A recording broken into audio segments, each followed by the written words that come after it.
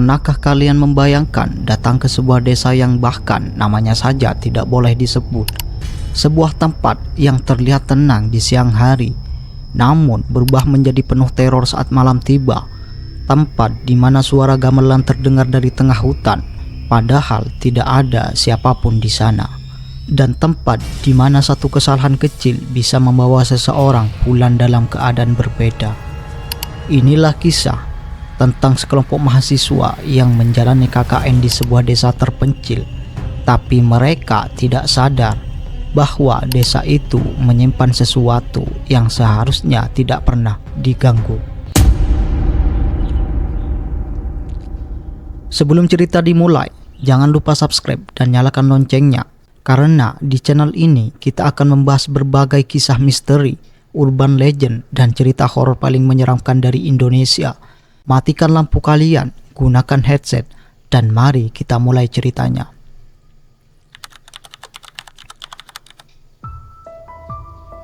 Cerita ini dimulai ketika 6 mahasiswa mendapat tugas KKN di sebuah desa terpencil.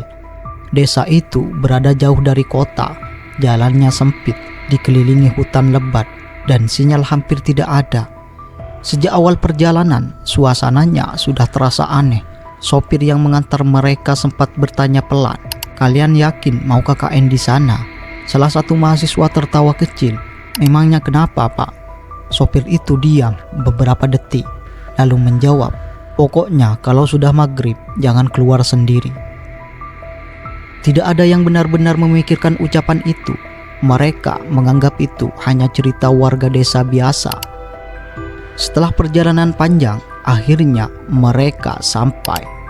Desa itu terlihat sunyi, terlalu sunyi. Bahkan angin yang berhembus pun terasa dingin. Meski hari masih sore, warga desa menyambut mereka dengan ramah. Namun anehnya, hampir semua orang terlihat seperti menyembunyikan sesuatu.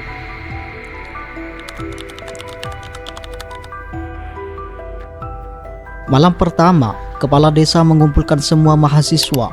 Ia memberi beberapa aturan. Aturan biasa seperti menjaga sopan santun, menghormati warga, hingga akhirnya ia mengatakan sesuatu yang membuat suasana berubah. "Jangan pernah masuk ke hutan sebelah timur." Semua langsung diam. Kepala desa melanjutkan, "Dan kalau kalian mendengarkan suara gamelan malam hari, jangan pernah dicari sumbernya." Salah satu mahasiswa bertanya, "Memangnya ada acara desa tiap malam?" Kepala desa hanya tersenyum tipis, tapi tidak menjawab. Malam itu, beberapa mahasiswa mulai merasa tidak nyaman. Salah satunya adalah seorang mahasiswi bernama Ayu. Ia mengaku melihat seseorang berdiri di dekat pohon belakang rumah tempat mereka tinggal.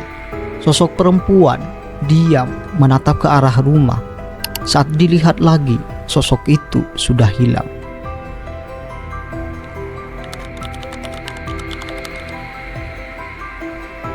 Hari-hari berikutnya mulai dipenuhi kejadian aneh.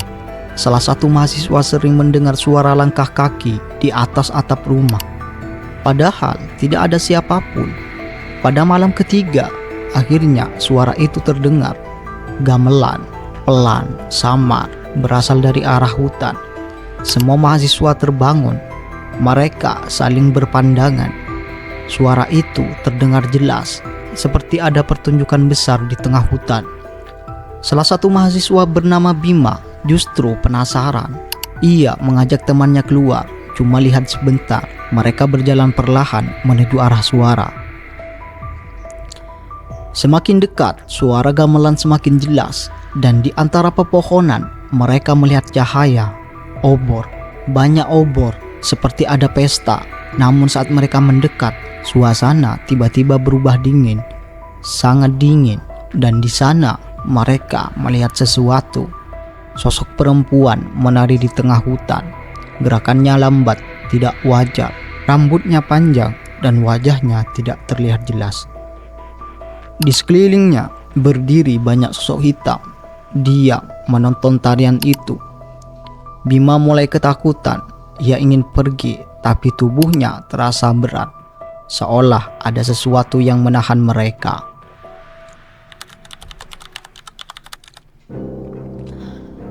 Sejak malam itu, keadaan berubah semakin buruk. Ayu mulai sakit, tubuhnya lemas dan sering berbicara sendiri saat malam.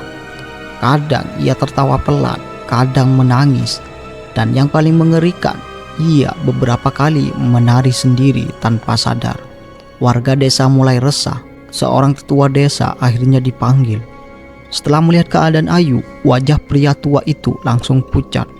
Ia berkata pelan, "Kalian sudah melanggar aturan." Semua mahasiswa ketakutan.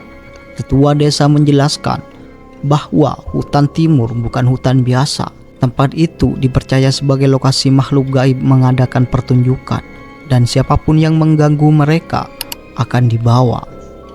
Malam itu ritual dilakukan. Lampu dipadamkan, rumah menjadi gelap total. Hanya ada suara doa dan angin malam.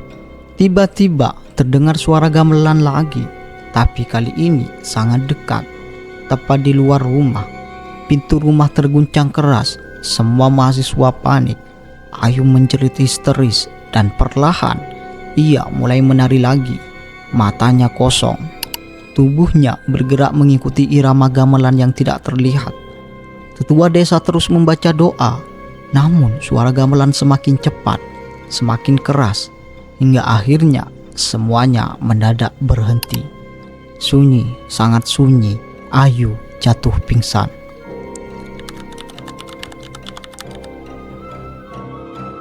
Keesokan paginya, para mahasiswa memutuskan meninggalkan desa itu.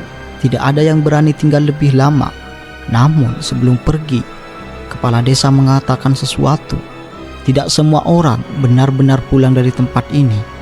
Setelah kembali ke kota, beberapa dari mereka masih mengalami gangguan, mimpi buruk, suara gamelan di malam hari, dan bayangan perempuan yang menari di sudut kamar.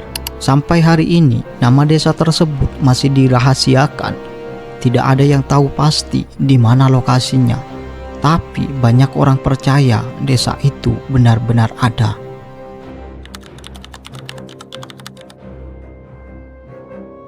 Menurut kalian, apakah kisah ini benar-benar nyata atau hanya urban legend yang berkembang di masyarakat?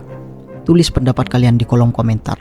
Dan jika kalian punya pengalaman horor pribadi, kalian juga bisa membagikannya di bawah. Sampai jumpa di cerita misteri berikutnya.